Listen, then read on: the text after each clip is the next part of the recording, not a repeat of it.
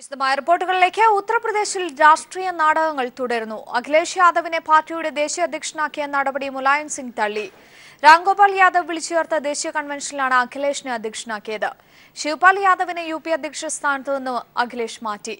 അമർ സിംഗിനെ പുറത്താക്കാനും തീരുമാനമായി. രാംഗോപാൽ യാദവിനെ വീണ്ടും പുറത്താക്കിയെന്ന് മുലായം സിംഗും അറിയിച്ചു. വിവരങ്ങളുമായി എം സന്തോഷ് ചേരുകയാണ്. സന്തോഷ്, ഇന്നലെ തിരിച്ചെടുത്ത ഒരാളെ ഇന്ന് വീണ്ടും പുറത്താക്കിയിരിക്കുന്നു. തികച്ചും നാടകീയമായ രംഗങ്ങളാണ് സമാജ്വാദി പാർട്ടിയിൽ അരങ്ങേറുന്നത്. എങ്ങോട്ടാണ് യാദവ് രാഷ്ട്രീയം പോകുന്നത്? അഞ്ജു, സമാജ്വാദി പാർട്ടിയിൽ തീർത്തും നാടകീയവും രസകരവുമായ സംഭവ വികാസങ്ങളാണ് അരങ്ങേറിക്കൊണ്ടിരിക്കുന്നത്.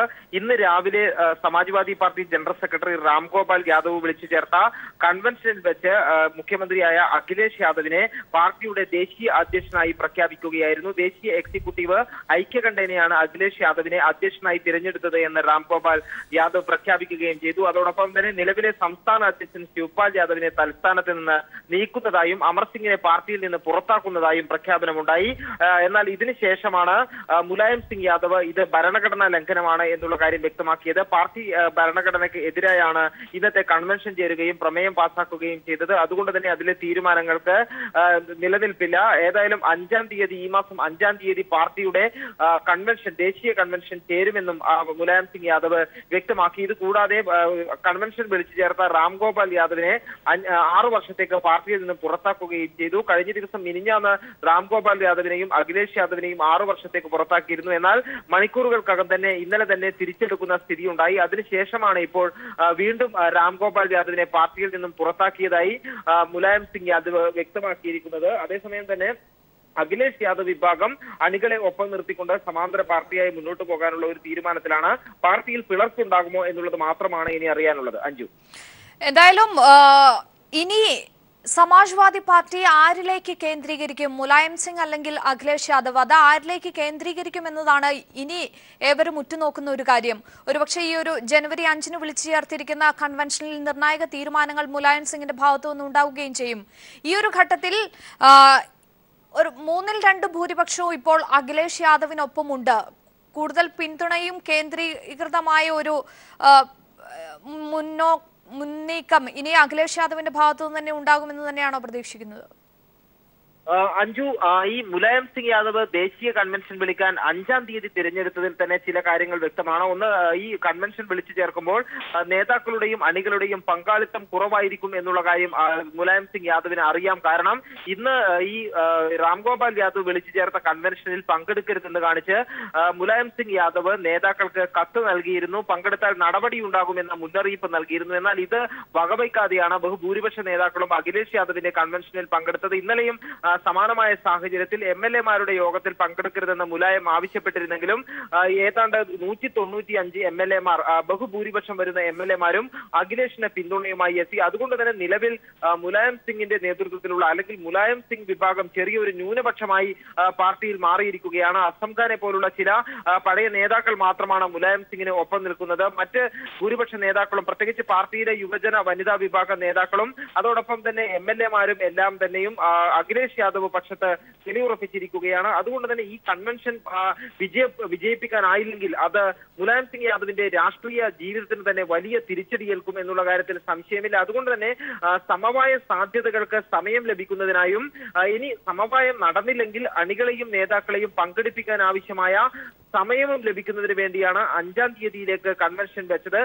ഏതായാലും ഈ അഖിലേഷ് യാദവ് പക്ഷം അതേ നിലയിൽ തന്നെ പാർട്ടി നേതൃത്വം ഏറ്റെടുത്തുകൊണ്ട് മുന്നോട്ട് പോകും എന്നുള്ള കാര്യം തന്നെയാണ് ഇപ്പോൾ വ്യക്തമാക്കിയിട്ടുണ്ട്. മുലായം സിംഗ് യാദവിന്റെ ഭാഗത്ത് നിന്നും എന്ത് നടപടികൾ ഉണ്ടാകും എന്നുള്ള കാര്യം അറിയേണ്ടതുണ്ട്. ഏതായാലും ഇന്ന് മറ്റൊരു കാര്യം, ശ്രദ്ധേയമായ കാര്യം, അഖിലേഷ് യാദവിനെ പാർട്ടിയിൽ നിന്നും പുറത്താക്കാൻ മുലായം തയ്യാറായിട്ടില്ല എന്നുള്ളതാണ്. കൺവെൻഷനിൽ പങ്കെടുത്ത അഖിലേഷിനെ നിലനിർത്തി മറ്റ് നേതാക്കൾക്കെതിരെയും നടപടി ഉണ്ടായില്ല. രാംഗോപാൽ യാദവിനെ മാത്രമാണ് പുറത്താക്കുന്ന സ്ഥിതി ഉണ്ടായത്. അതോടൊപ്പം തന്നെ മുലായം സിംഗ് യാദവ് വ്യക്തമാക്കിയ കാര്യം, നേരത്തെ പ്രഖ്യാപിച്ച സ്ഥാനാർത്ഥി പട്ടിക അതേപടി നിലനിൽക്കും എന്നുള്ള കാര്യമാണ്. ഇന്നലെ നടന്ന സമവായ ചർച്ചയിൽ ഈ 2 സ്ഥാനാർത്ഥി പട്ടികകളും, അതായത് ശിവപാൽ യാദവ് പക്ഷം തയ്യാറാക്കിയ സ്ഥാനാർത്ഥി പട്ടികയും അഖിലേഷിന്റെ സ്ഥാനാർത്ഥി പട്ടികയും അസാധുവാകുമെന്നും ഇരുവരും ചേർന്ന് ചർച്ച നടത്തി പുതിയ സ്ഥാനാർത്ഥി പട്ടിക പുറത്തിറക്കുമെന്നുള്ള ധാരണയാണ് ഉണ്ടായത്. എന്നാൽ ആ ധാരണകളെല്ലാം തെറ്റിച്ചുകൊണ്ട് ഇന്ന് ദേശീയ അധ്യക്ഷനായി തന്നെ അഖിലേഷിനെ പ്രഖ്യാപിക്കുന്ന ഒരു സ്ഥിതിയാണ് ഉണ്ടായത്. അതിനെ തുടർന്നുകൊണ്ടാണ് ഇപ്പോൾ മുലായം സിംഗ് യാദവ് നേരത്തെ പാർട്ടി ഔദ്യോഗിക വിഭാഗം, അതായത് മുലായം സിംഗ് യാദവും ശിവപാൽ യാദവും പുറത്തിറക്കിയ സ്ഥാനാർത്ഥി പട്ടിക തന്നെ നിലനിൽക്കും എന്നുള്ള കാര്യവും വ്യക്തമാക്കിയിട്ടുണ്ട്. ഏതായാലും സമാജ്വാദി പാർട്ടിയിലെ അല്ലെങ്കിൽ യാദവ് രാഷ്ട്രീയത്തിലെ നിലവിലെ ഈ ഒരു സംഭവ വികാസങ്ങൾ പാർട്ടിയെ ഏത് രീതിയിൽ കൊണ്ടെത്തിക്കും എന്നുള്ളതാണ് ഇനി അറിയേണ്ടത്. ഏതായാലും പ്രശ്നങ്ങൾ വളരെ സങ്കീർണമായി ഇപ്പോഴും തുടരുകയാണ്. ശരി, സന്തോഷാണ് വിവരങ്ങൾ നൽകിയത്. ATMകളിൽ നിന്ന് ഇന്നു മുതൽ ദിവസം 4500 രൂപ പിൻവലിക്കാം. എന്നാൽ പിൻവലിക്കാവുന്ന തുകയുടെ പരിധി ഉയർത്തിയെങ്കിലും രാജ്യത്തെ 70% ATMകളിലും ഇപ്പോഴും ആവശ്യത്തിന് പണം എത്തിക്കാൻ റിസർവ് ബാങ്കിന് ആയിട്ടില്ല. അതേസമയം ഭവന വാഹന വായ്പാ പലിശ നിരക്കുകൾ കുറയ്ക്കാൻ ബാങ്ക് മേധാവികളുടെ യോഗത്തിൽ ധാരണയായി. ഇന്നു മുതൽ ATMകളിൽ നിന്ന് പിൻവലിക്കാവുന്ന തുകയുടെ പരിധി 4500 രൂപയായി ഉയർത്തിയിരുന്നു. എന്നാൽ ആവശ്യത്തിന് ATMകൾ പ്രവർത്തന സജ്ജമല്ലാത്തതും പണമില്ലാത്തതും ജനങ്ങളെ ദുരിതത്തിലാക്കുന്നു. ദില്ലിയടക്കം രാജ്യത്തെ പ്രധാന നഗര കേന്ദ്രങ്ങളിൽ പോലും ATMകളിൽ പണമില്ല. പൊതു സ്വകാര്യ മേഖലാ ബാങ്കുകൾ എല്ലാം ഇന്ന് അവധിയാണ്. അതിനാൽ നാളെ മാത്രമേ ATMകൾ പൂർണ്ണമായി പ്രവർത്തിക്കൂ.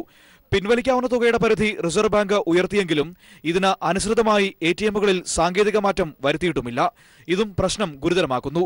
അതേസമയം നോട്ട് മാറ്റം വന്നതിനു ശേഷം ബാങ്ക് നിക്ഷേപങ്ങളിൽ വർധനവുണ്ടായതായി ബാങ്ക് ഉടമകൾ വ്യക്തമാക്കി. അതിനാൽ വാഹന ഭവന വായ്പകളുടെ പലിശ കുറയ്ക്കാൻ ബാങ്ക് ഉടമകളുടെ യോഗത്തിൽ ധാരണയായി. 2 ദിവസത്തിനു ശേഷം ഇക്കാര്യത്തിൽ പ്രഖ്യാപനമുണ്ടാകും എന്നാണ് സൂചന. കോർപ്പറേറ്റുകൾക്ക് നൽകിയ കടങ്ങൾ എഴുതിത്തള്ളിയതിനെ തുടർന്ന് നഷ്ടത്തിലായ ബാങ്കുകളെ രക്ഷിക്കാനാണ് നോട്ട് മാറ്റം എന്ന ആരോപണവും ശക്തമാണ്. ഇത് ശരിവയ്ക്കുന്നതാണ് ബാങ്ക് ഉടമകളുടെ യോഗത്തിൽ ഇപ്പോഴുണ്ടായിരിക്കുന്ന തീരുമാനം. News bureau, Delhi. പുതുവത്സര സന്ദേശത്തിൽ പുതിയ പദ്ധതികൾ പ്രഖ്യാപിച്ച് പ്രധാനമന്ത്രി നരേന്ദ്രമോദി.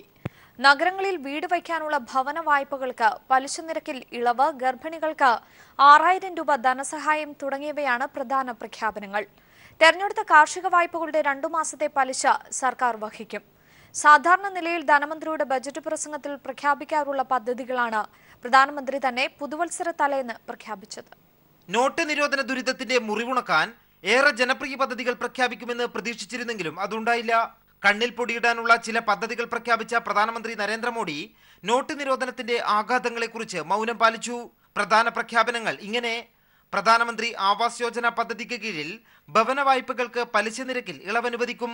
നഗരങ്ങളിൽ വീട് വയ്ക്കാനുള്ള 12 ലക്ഷം വരെയുള്ള ഭവന വായ്പകൾക്ക് 3%, 9 ലക്ഷം വരെയുള്ള വായ്പകൾക്ക് 4% പലിശ നിരക്കിൽ ഇളവനുവദിക്കും. പ്രധാനമന്ത്രി ആവാസ് യോജനയ്ക്ക് കീഴിൽ തന്നെ ഗ്രാമീണ മേഖലയിൽ പാവങ്ങൾക്കായി നിർമ്മിക്കുന്ന വീടുകളുടെ എണ്ണം 33% ഉയർത്തും. തിരഞ്ഞെടുത്ത കാർഷിക വായ്പകളുടെ 2% പലിശ സർക്കാർ വഹിക്കും. 3 മാസത്തിനുള്ളിൽ 3 കോടി കിസാൻ ക്രെഡിറ്റ് കാർഡുകൾ റുപ്പേ കാർഡുകളാക്കി മാറ്റും. രാജ്യത്തെ 650 ജില്ലകളിലായി ഗർഭിണികൾക്ക് 6000 രൂപ അവരുടെ അക്കൗണ്ടുകളിൽ നിക്ഷേപിച്ചു നൽകുന്ന പൗരന്മാരുടെ 10 വർഷത്തേക്കുള്ള സ്ഥിര നിക്ഷേപങ്ങൾക്ക് 8% പലിശ ഉറപ്പുവരുത്തും. സാധാരണ നിലയിൽ ധനമന്ത്രിയുടെ ബജറ്റ് പ്രസംഗത്തിലുണ്ടാകാറുള്ള പദ്ധതികളാണ് പ്രധാനമന്ത്രി തന്നെ പുതുവർഷ തലേന്ന് നടത്തിയ പ്രസംഗത്തിലൂടെ പ്രഖ്യാപിച്ചത്. M Santhosh, news bureau, Dilli. Note പ്രതിസന്ധി തുടരുമെന്ന വ്യക്തമായ സൂചനയാണ് പ്രധാനമന്ത്രി നൽകിയത്. എത്ര കള്ളപ്പണം പിടികൂടിയെന്ന് പോലും പറയാൻ പ്രധാനമന്ത്രി തയ്യാറായില്ല. ഡിസംബർ 30-നകം പ്രതിസന്ധി പരിഹരിക്കുമെന്ന പ്രധാനമന്ത്രിയുടെ വാക്കാണ് ഇതോടെ പാഴ്വാക്കായത്.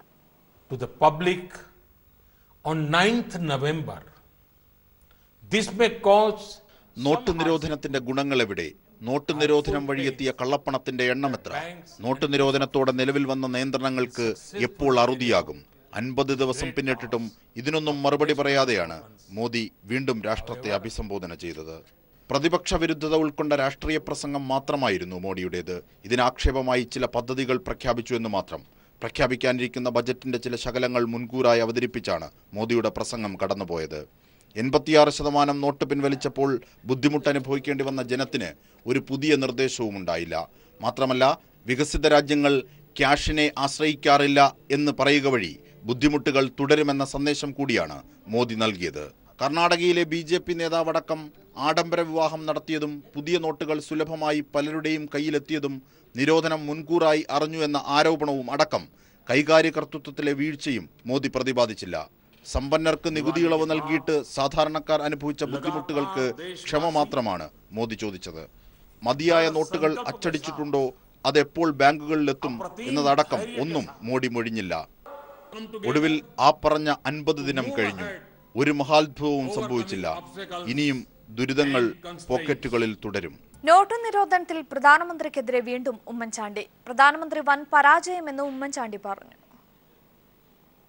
മുഖ്യമന്ത്രിമാരെ വിളിച്ചു കൂട്ടാൻ പോലും, അവരുടെ അഭിപ്രായങ്ങൾ തേടാൻ പോലും പ്രധാനമന്ത്രി 50 ദിവസത്തിന്റെ സമയപരിധിയിൽ അദ്ദേഹം പരാജയപ്പെട്ടിട്ടും തയ്യാറാകുന്നില്ല എന്നുള്ളത് അദ്ദേഹം ആ ജനാധിപത്യ ശൈലി സ്വീകരിക്കാൻ തയ്യാറില്ല എന്നുള്ളതാണ്.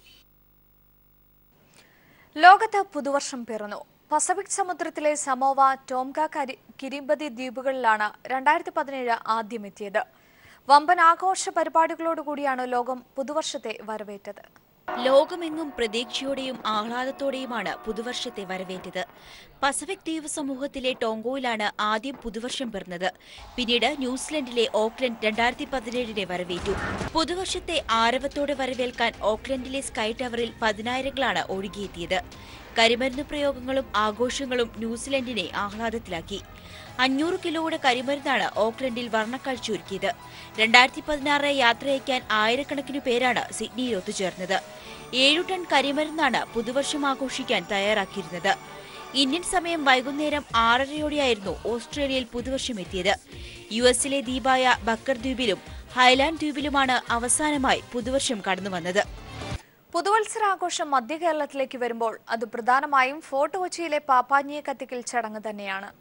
കൊച്ചിൻ കാർണിവലിന് സമാപനം കുറിച്ചുകൊണ്ട് ഫോർട്ട് കൊച്ചിയിൽ കൂറ്റൻ പാപ്പാഞ്ഞിയെ കത്തിച്ച് പുതുവത്സരത്തെ വരവേറ്റു. DJ പാർട്ടികളിലടക്കം നിയന്ത്രണം ഏർപ്പെടുത്തിക്കൊണ്ട് കനത്ത പോലീസ് വലയത്തിലാണ് കൊച്ചിയിലെ പുതുവത്സരാഘോഷം നടന്നത്. എങ്കിലും വർണ്ണാഭമായ ആഘോഷങ്ങളോടെ തന്നെയാണ് 2017 കൊച്ചി വരവേറ്റത്.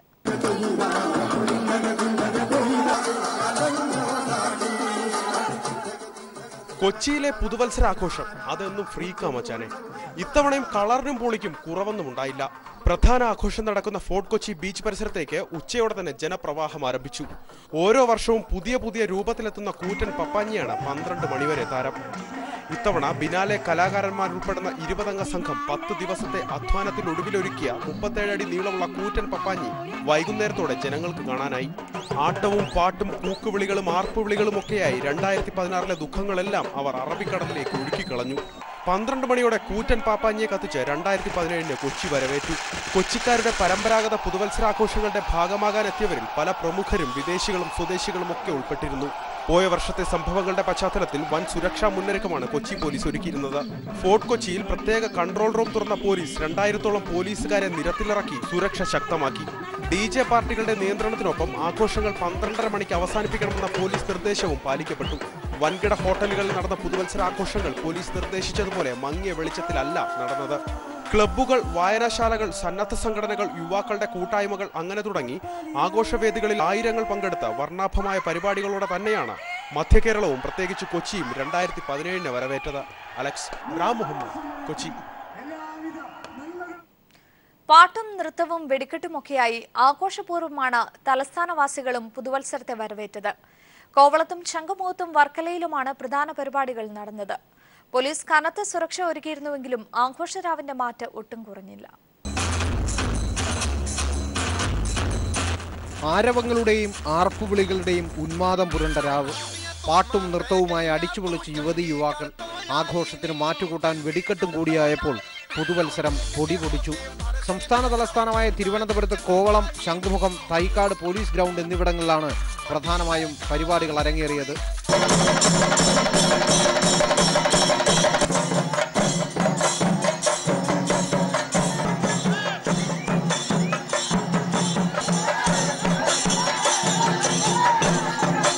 തലസ്ഥാനത്ത് റിസോർട്ടുകളിലും സ്വകാര്യ ഹോട്ടലുകളിലും ഡിന്നർ പാർട്ടിയും ആഘോഷങ്ങളും ഉണ്ടായിരുന്നു.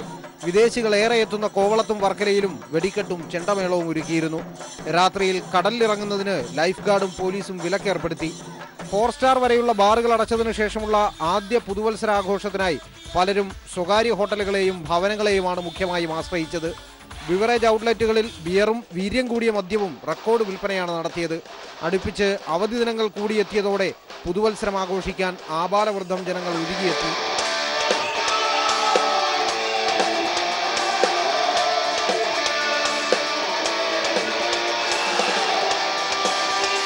തിരുവനന്തപുരത്തിന്റെ ഗ്രാമപ്രദേശങ്ങളിലും ആഘോഷങ്ങൾക്കൊട്ടും കുറവില്ലായിരുന്നു. റെസിഡൻസ് അസോസിയേഷനുകളും ക്ലബ്ബുകളുടെയും നേതൃത്വത്തിലാണ് ആഘോഷം നടന്നത്. ജില്ലയിലെമ്പാടുമായി 2000-ലേറെ പോലീസ് ഉദ്യോഗസ്ഥരാണ് സുരക്ഷ ഒരുക്കിയത്. ബിയർ പാർലറുകൾ സമയനിഷ്ഠ പാലിക്കുന്നുണ്ടോ എന്ന് പോലീസ് ഉറപ്പുവരുത്തി. ഉച്ചഭാഷിണികളുടെ പ്രവർത്തനം 10 മണിക്ക് അവസാനിപ്പിക്കണമെന്ന നിർദ്ദേശമുണ്ടായിരുന്നുവെങ്കിലും പലയിടത്തും പ്രാവർത്തികമായില്ല. പുതുവത്സരത്തെ വരവേൽക്കാനായി ദേവാലയങ്ങളിൽ പ്രത്യേക പ്രാർത്ഥനയും ഒരുക്കി. ആഘോഷത്തോടെയും അതിലേറെ പ്രാർത്ഥനയോടെയുമാണ് ജനങ്ങൾ 2017 വരവേറ്റത്. News bureau, Thiruvananthapuram. പുതുവത്സര തലേന്ന് മദ്യത്തിനും മയക്കുമരുന്നിനുമെതിരെ ജനകീയ സദസ്സ് സംഘടിപ്പിച്ചുകൊണ്ട് ഡിവൈഎഫ്ഐയുടെ വേറിട്ട ആഘോഷം. കൊച്ചിയിൽ നടക്കുന്ന ഡിവൈഎഫ്ഐ 10ാമത് അഖിലേന്ത്യാ സമ്മേളനത്തിന്റെ ഭാഗമായി സംഘടിപ്പിച്ച ജനകീയ സദസ്സ് ആരോഗ്യവകുപ്പ് മന്ത്രി കെ ശൈലജ ഉദ്ഘാടനം ചെയ്തു. മദ്യവും മയക്കുമരുന്നും പ്രശ്നപരിഹാരങ്ങൾക്കുള്ള മാർഗങ്ങളല്ലെന്ന് പുതുതലമുറയെ ബോധ്യപ്പെടുത്തണമെന്ന് കെ ശൈലജ പറഞ്ഞു. പരിപാടിയുടെ ഭാഗമായി നടന്ന നാടൻ പാട്ടുമേള ശ്രദ്ധേയമായി. പുതുവത്സരാഘോഷ തിമിർപ്പിൽ ലോകം മതിമറന്ന് ആഘോഷിക്കുമ്പോഴാണ് ഡിവൈഎഫ്ഐ എറണാകുളം ജില്ലാ കമ്മിറ്റിയുടെ നേതൃത്വത്തിൽ വേറിട്ട ആഘോഷം മറൈൻ ഡ്രൈവിൽ നടന്നത്. എറണാകുളം പുല്ലേപ്പടിയിൽ മദ്യത്തിനും മയക്കുമരുന്നിനും അടിമയായ യുവാവ് കൊലപ്പെടുത്തിയ 10 വയസ്സുകാരൻ റിസ്റ്റിയുടെ മാതാവ് ലഹരിക്കെതിരായ ദീപം തെളിയിച്ചു നൽകി. തുടർന്ന് ദീപശോഭയിൽ ലഹരിക്കെതിരായ പ്രതിജ്ഞ ചൊല്ലി പരിപാടിക്ക് തുടക്കം കുറിച്ചു. മദ്യപാനം ഇന്ന് സ്റ്റാറ്റസ് സിംബലായി മാറിയിരിക്കുകയാണെന്നും ലഹരി ഉപയോഗത്തിനെതിരെ വലിയ യുദ്ധം തന്നെ നടത്തണമെന്നും പരിപാടി ഉദ്ഘാടനം ചെയ്യവേ ആരോഗ്യവകുപ്പ് മന്ത്രി കെ ശൈലജ പറഞ്ഞു. പ്രശ്നപരിഹാരത്തിന് മദ്യം യുക്തമല്ല എന്ന് പുതുതലമുറയെ ബോധ്യപ്പെടുത്തുകയാണ് നമ്മൾ ഏറ്റവും പ്രധാനമായിട്ട് ചെയ്യേണ്ടത്. പ്രശ്നത്തെ നേരിടാൻ കഴിയുന്ന ഒരു സമൂഹത്തിന് മാത്രമേ മദ്യം വർജിക്കാൻ കഴിയുകയുള്ളൂ. ആരോഗ്യവകുപ്പ് ഈ അമിത മദ്യപാനത്തിനെതിരായിട്ട് മദ്യവർജനത്തിനു വേണ്ടി ആരോഗ്യവകുപ്പിന്റെ ക്യാമ്പയിനും തുടരുന്നുണ്ട്. ഞങ്ങൾ ആരംഭിച്ചിട്ടുണ്ട്. നാടൻ പാട്ടിന്റെ ചൂടും ചൂരും ശീലും വേഗവും DJ പാർട്ടികളെ വെല്ലുന്നതായി.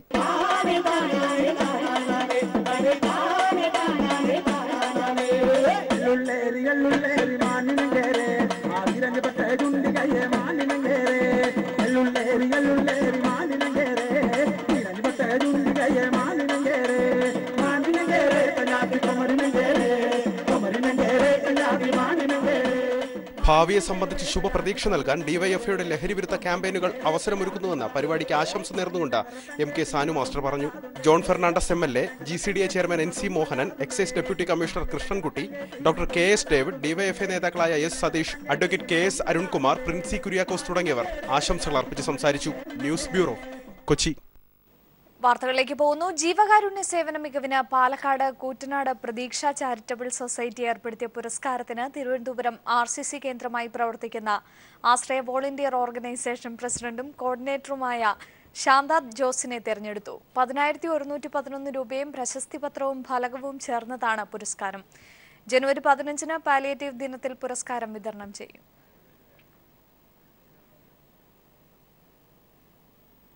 കഴിഞ്ഞ 16 വർഷമായി ശബരിമലയിൽ അനൗൺസ്മെന്റ് ജോലി ചെയ്യുകയാണ് ശ്രീനിവാസ് സ്വാമി. ബാംഗ്ലൂർ സ്വദേശിയായ ഇദ്ദേഹം മലയാളം ഉൾപ്പെടെ 5-ലധികം ഭാഷകളിലാണ് അനൗൺസ്മെന്റ് ചെയ്യുക. സൈനികനായിരുന്ന ഇദ്ദേഹം ഒരു ദൈവനിയോഗം പോലെയാണ് ശബരിമലയിൽ എത്തിയത്.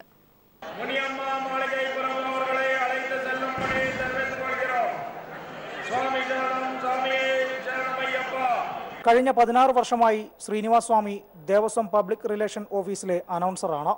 ശബരിമലയിലെത്തുന്ന കോടിക്കണക്കായ അയ്യപ്പ ഭക്തന്മാർക്ക് തമിഴ്, തെലുങ്ക്, ഇംഗ്ലീഷ്, ഹിന്ദി, മലയാളം എന്നീ ഭാഷകളിൽ അറിയിപ്പുകൾ നൽകുകയാണ് പ്രധാന ജോലി. മാതൃഭാഷ കന്നഡയാണെങ്കിലും സന്നിധാനത്തെ പബ്ലിക് റിലേഷൻ ഓഫീസിൽ നിന്നും 6 ഭാഷകളിൽ വളരെ ഭംഗിയായാണ് ഇദ്ദേഹം അറിയിപ്പുകൾ നൽകുന്നത്. ഞാനിവിടെ 17 കൊല്ലമായി സർവീസ് ചെയ്യാൻ തുടങ്ങി. ഞാനിവിടെ ആദ്യം വരാന സമയത്തിൽ ഇവിടെ ഭാഷയുടെ വളരെ പ്രോബ്ലം വരുന്നത്. പിന്നെ ഞാൻ മിലിറ്ററിയിൽ ഒരു 5-6 കൊല്ലം സേവ ചെയ്തിരുന്ന ആളാണ്. ആ സമയത്തുള്ള എനിക്ക് കുറച്ച് എല്ലാ ഭാഷകളും പഠിക്കാൻ ഒരു ഇതായി. ശബരിമലയിലെത്തുന്ന അയ്യപ്പ ഭക്തന്മാരുടെ സംശയങ്ങൾക്ക് നേരിട്ടും ഫോണിലൂടെയും മറുപടി നൽകുക. ശബരിമലയിൽ അറിഞ്ഞിരിക്കേണ്ടതും അനുഷ്ഠിക്കേണ്ടതുമായ ആചാരാനുഷ്ഠാനങ്ങൾ അനൗൺസ് ചെയ്യുക. ഇതിലെല്ലാം ഉപരി കൂട്ടുപിരിഞ്ഞെത്തുന്നവരെ മൈക്ക് അനൗൺസ്മെന്റിലൂടെ കൂട്ടിയോജിപ്പിക്കുക തുടങ്ങിയവയാണ് വിവിധ ഭാഷാ അനൗൺസറായ ശ്രീനിവാസ് സ്വാമിയുടെ പ്രധാന ജോലി. BSF ജവാനായിരുന്ന സ്വാമി ജോലി ഉപേക്ഷിച്ച് നാട്ടിലെത്തുകയായിരുന്നു. അതിനിടയിൽ എപ്പോഴോ ആണ് അയ്യപ്പനെ സേവിക്കാൻ ഇങ്ങനെയൊരു അവസരം അദ്ദേഹത്തിന് ലഭിച്ചതും. സന്നിധാനത്തെ വലിയ തിരക്കിനിടയിൽ ഒറ്റപ്പെട്ടു പോകുന്ന അയ്യപ്പ ഭക്തന്മാരെ വീണ്ടും ഒരുമിപ്പിക്കുക എന്ന ദൗത്യം ഈ 17ാം വർഷത്തിലും തുടരുകയാണ് ശ്രീനിവാസ സ്വാമി. സന്നിധാനത്ത് നിന്നും ക്യാമറമാൻ വിനേഷ് നേതാജിക്കൊപ്പം വിജേഷ്.